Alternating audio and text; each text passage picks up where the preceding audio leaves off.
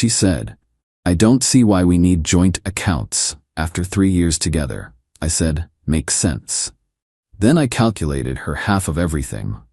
The utility bills in her name changed her perspective.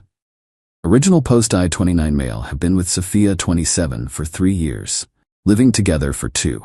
And the whole time she's been adamant about keeping finances completely separate. "I don't see why we need joint accounts," she'd say whenever I brought it up. "What's mine is mine, what's yours is yours, it's cleaner that way." Cool, I respected that. I'm all for financial independence, except, here's the thing. Sophia makes about $85K at her marketing job. I make $62K as a project manager. Not a massive difference, but she definitely out-earns me. And she likes to remind me of this, subtly, constantly. "Maybe we should eat somewhere cheaper tonight, babe. I know money's tight for you." "Oh, that's a nice watch. Must have been a splurge on your salary." "Don't worry about getting me expensive gifts. I understand your situation." My situation? I live comfortably. I save money. I just don't make as much as her. But here's where it gets interesting. While preaching financial independence, Sophia somehow never noticed that I pay for literally everything house-related. Rent, $2,200 a month, just me. Internet, $80 a month, my account. Electricity, $150 a month, my name. Water trash, $75 a month, my account. Streaming services, $60 a month total, all mine. Groceries, $600 a month, I buy them all. Meanwhile, Sophia pays for her car payment, her personal shopping, her yoga classes. That's it. When I'd bring up splitting household expenses, she'd say, "But you were already paying these before I moved in. Why should I pay for your apartment?" The logic was incredible. She lives here, uses everything, but it's my apartment, so she shouldn't contribute? 3 weeks ago, we were at dinner with her friends. The check comes and Sophia loudly announces, "Separate checks, please. I believe in everyone paying their own way. No financial dependence in relationships." Her friend Melanie laughed. "Girl, you're so independent. Must be nice not dealing with money drama like couples with joint accounts." Sophia beamed. "Exactly. I don't understand women who merge finances with men. Keep your money separate, ladies. Always." I sat there, having just paid our $2,800 rent that morning, and smiled. That's when I decided, you want separate? You want independent? Let's do this properly. I went home and created a spreadsheet. Every single expense from the last 24 months, every utility bill, every grocery receipt, every streaming service she uses. Added it all up, divided by 2. Sophia's actual share of household expenses, $27,400. Amount Sophia has contributed, $0. But here's the kicker. I wasn't going to ask for back payment. I'm not petty. I was just going to start the fair split moving forward. 50-50 on everything household related. True financial independence. The next morning I presented her with the plan. "Hey babe, you're absolutely right about keeping finances separate. So I've drawn up a fair split of household expenses. Your half comes to about $450 per month." She laughed. Actually laughed. "That's funny, but seriously, what did you want to talk about?" "This is serious. If we're keeping finances separate, we should actually keep them separate. Equal partners, equal expenses." Her face went pale. But you've always paid those things, right? And you've always said we should be financially independent. So starting September 1st, I'll need your half of rent and utilities." "This is insane. You make less than me." I thought, what's mine is mine and what's yours is yours. My salary shouldn't matter if we're truly independent. She stormed off, didn't speak to me for 2 days. Then the real fun began. Update 1. The silence lasted exactly 48 hours. Then Sophia went into full manipulation mode. First, she tried the sweet approach, made my favorite dinner, wore that dress I like, kept telling me how much she loves living with me. "Babe, I've been thinking, you're right that I should contribute something. How about I buy groceries sometimes? That's included in the $1,450, half of everything." "But that's almost my entire fund budget." "Your fund budget? You make $85K a year." She literally said, "Yeah, but I have expenses. My car, my credit cards, my shopping, my activities. So do I. Plus I've been covering your housing for 2 years." Then came the guilt trips. Oh boy, the guilt trips. "I thought you loved me." "I do. That's why I've been subsidizing your lifestyle for 2 years. Money shouldn't matter in relationships. You're the one who insisted on keeping finances separate." This is financial abuse. Charging you half of the expenses for the place you live is abuse? She even called her mom, Eleanor, who called me to lecture me about being a provider and how real men don't nickel and dime their girlfriends. Eleanor, your daughter makes $23,000 more than me annually. That doesn't matter. You should be happy to take care of her. Like she's been happy to take care of me? Click. But the best part came when Sophia talked to her friends. She went to lunch with Melanie, Brittany, and Jessica, fully expecting them to bash me. Plot twist. Brittany's an accountant. Brittany did the math right there at brunch. When she realized I'd been paying about $2,900 per month for joint expenses while Sophia paid zero, she actually choked on her mimosa. Wait, you haven't been paying anything toward rent? Girl, my boyfriend makes twice what I do, and we still split 50-50. Melanie fee. That's like, he's been giving you $1,450 a month in free housing. That's insane. No wonder you can afford those Louboutins. Your housing is free. Sophia came home furious that her friends betrayed her. But I wasn't done. See, I'd been doing more thinking and planning. Sophia, I have a proposal. Since you don't want to pay half, I found a solution. Her eyes lit up. You're dropping this nonsense? No, I'm moving out. Found a great one-bedroom for $1,400. Moving October 1st. You can take over this lease or find your own place. You can't just leave. Why not? We're financially independent, remember? My lease, my choice. Where am I supposed to live? Wherever you can afford with your $85,000 salary. She tried everything then. Tears, threats, even called my mom. My mom, who's been divorced 3 times, just laughed and said, "Good for him." Then Sophia made a crucial mistake. She posted on social media. My boyfriend is kicking me out because I won't give him half my salary. Men are trash. I commented with screenshots of our expense breakdown. Every receipt, every bill, 2 years of me paying for everything while she saved and shopped. The comments were brutal. Girl, you haven't paid rent in 2 years? He's not asking for half your salary, he's asking you to pay your own way. Imagine making $85,000 and crying about paying rent. Her post disappeared within an hour. But the internet is forever. Someone screenshotted it, and it went semi-viral on Twitter as an example of entitlement culture. That's when Sophia panicked and agreed to pay her half. Fine, I'll pay the stupid $450. Happy? Actually, there's been a development. What now? I already signed the lease on the new place. The landlord here says you can apply to take over this one if you qualify. You'll need first, last, and security deposit. About $6,600. I don't have that. What happened to your $85,000 salary? I have expenses. Maybe you should have thought about that before refusing to pay rent for 2 years. The entitlement was off the charts. She genuinely thought she could live rent-free forever because that's how it's always been. Update 2.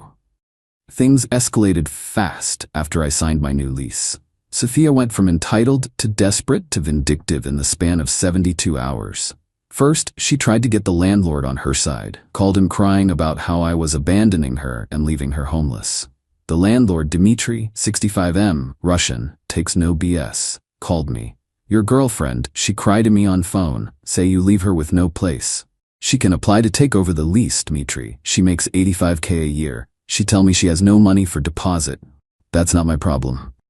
I like this. You pay 2 years for her, she save nothing, she's not good tenant material. I find new people. Dmitry actually rejected her application. Said anyone who can't save money while living rent-free for 2 years is a financial liability.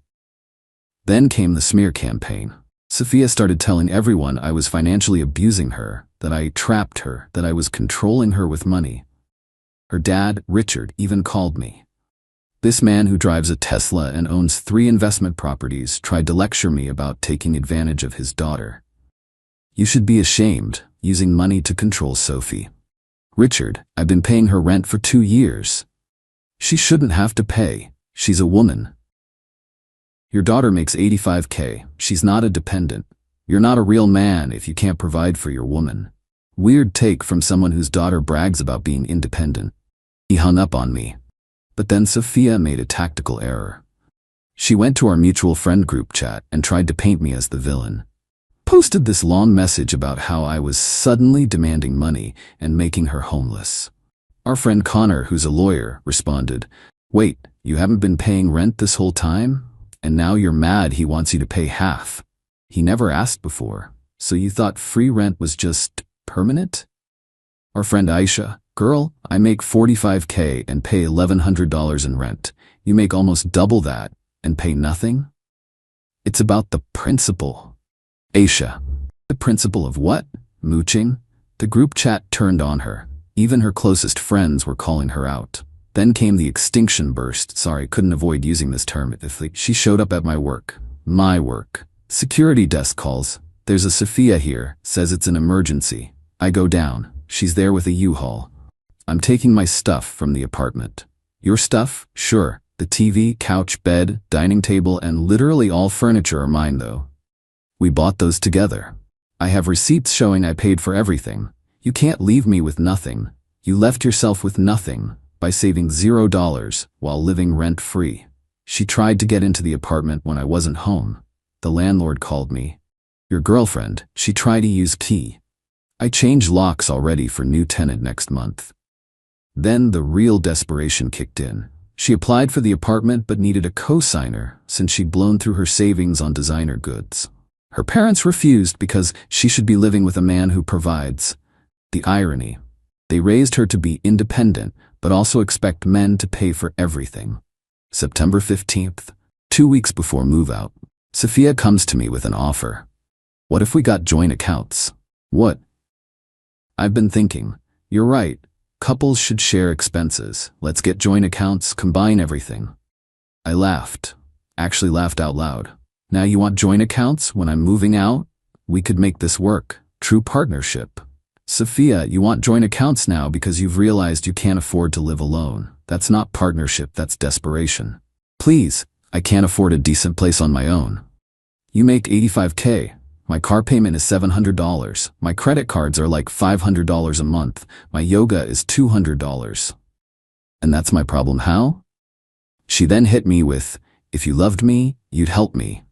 I did help you, for 2 years. You saved none of it. The manipulation attempts got wilder. She said she was pregnant, she wasn't, claimed she'd been paying utilities all along, bank statements proved otherwise. Threatened to sue me for unlawful eviction. Connor laughed when she called him for legal advice. Told people I'd been financially abusing her by checks notes. Paying all her living expenses on her. The week before I moved out, she brought by her new boyfriend. Yeah, new boyfriend. Been dating him for 2 weeks. Some guy named Trent who drives a Porsche. Trent's gonna take care of me properly, like a real man. Trent looked at the apartment, saw the rent price, did the math on his phone, and said, babe, I can't afford this place. But you have a Porsche. It's leased. I make like $50K. She thought the Porsche meant money. Nope. Just means he's bad with money. They left together, her crying, him looking confused. Moving day. I'm loading boxes. Sophia shows up one last time. I'll pay it all the back rent, everything. Just stay. With what money? I'll get a loan. To pay back rent? That's insane. Please, I'm gonna be homeless. You make $85K a year, you're gonna be fine. I'm not. I can't afford anything decent. Maybe you should have thought about that during the 2 years you were living for free. She actually dropped to her knees, in the parking lot, in front of neighbors. Please, I love you. You love free rent. I drove away. She was still in the parking lot, calling everyone she knew, trying to find someone to let her move in. Final update. It's been 2 months since I moved out. Time for the final update on this saga. My new place is fantastic. Smaller, yeah, but it's mine. Every bill I pay is for me. No one taking advantage.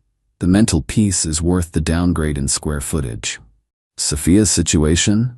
Well, remember how she couldn't afford the deposit for the apartment? And her parents wouldn't co-sign? And Trent with his leased Porsche was broke? She ended up having to move in with Brittany. Yeah, her friend who called her out at brunch. Brittany charges her $800 per month for a room. A room. Not an apartment. A room in Brittany's house. But here's the thing. Brittany actually makes her pay. On time. Every month. No excuses. Sophia lasted 3 weeks before having a meltdown about how everyone's obsessed with money and real friends don't charge each other. Brittany posted their text exchange on social media. Sophia, I can't believe you're being so rigid about rent. We're supposed to be friends. We are friends. That's why I'm only charging you $800 for a room that should be $1,200. Sophie, this is exploitation. Girl, you lived free for 2 years. You have no idea what exploitation means. I'm going through a hard time. The hard time of having to pay for housing like every other adult. The post went viral in our circle. Everyone was sharing their numbers. Sophia tried to live with me for free stories. Turns out, she'd approached basically everyone. Connor, the lawyer, she offered to be his live-in assistant in exchange for free room. He declined. Aisha, Sophia said she'd help with chores instead of paying rent. Aisha laughed her out of the apartment. Even Trent's mom, she asked if she could move into Trent's mom's basement.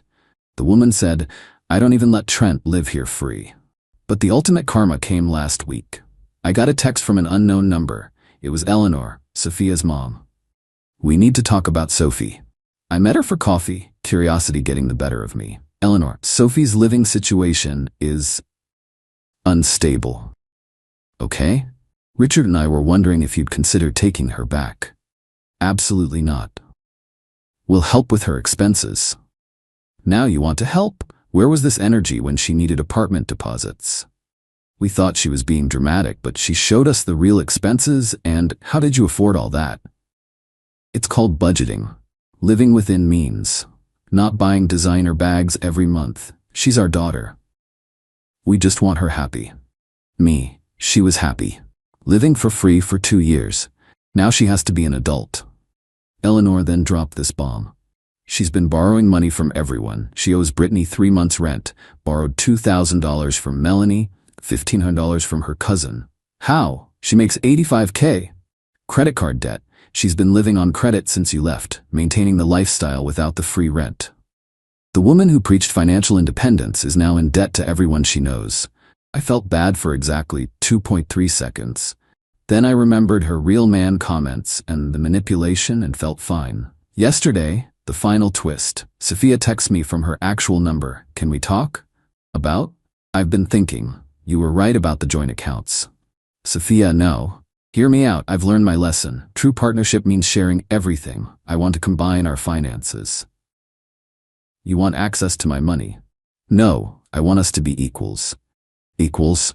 You're in debt to half the city. I made mistakes, but I understand now. Couples should support each other.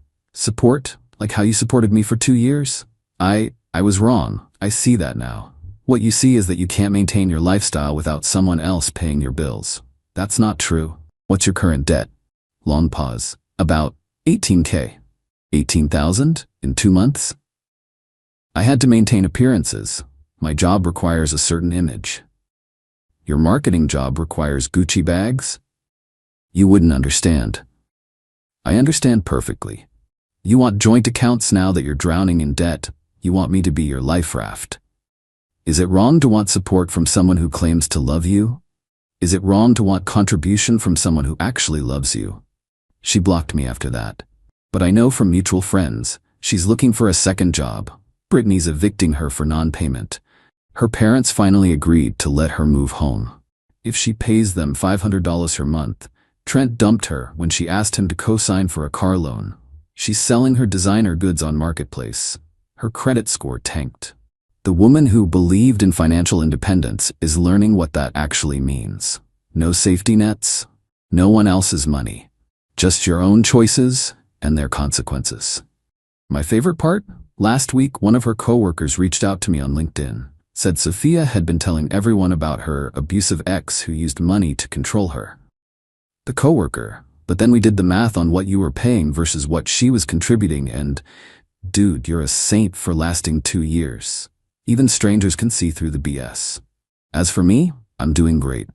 Smaller apartment, but bigger peace of mind.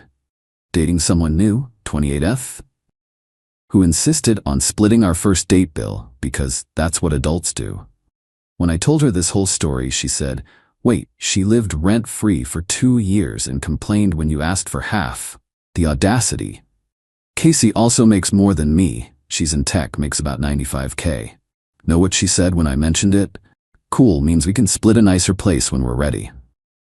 That's a partner. Sophia, still posting quotes about knowing your worth and never settling on Instagram, while living in her childhood bedroom at 27.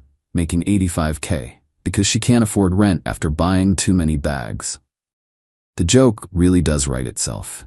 To everyone saying I should have just kept paying because love isn't about money, you're right. Love isn't about money. Which is exactly why someone who actually loved me wouldn't have watched me pay everything for 2 years while they saved nothing and contributed nothing. Equal partnership means equal contribution, whether that's financial, emotional, or domestic. Sophia wanted the benefits of traditional relationships, man pays everything, with the freedoms of modern ones, complete independence. Can't have both. Anyway, that's my story. Guy pays all bills for 2 years, asks for fairness, gets called abusive, she ends up in debt while he moves on. Karma really did the heavy lifting here. Peace out. Edit. Since people keep asking, yes, this is real. Yes, she really made 85K and saved none of it. Check out Personal Finance Subs. You'll find plenty of high earners living paycheck to paycheck because of lifestyle inflation. Making good money doesn't mean you're good with money.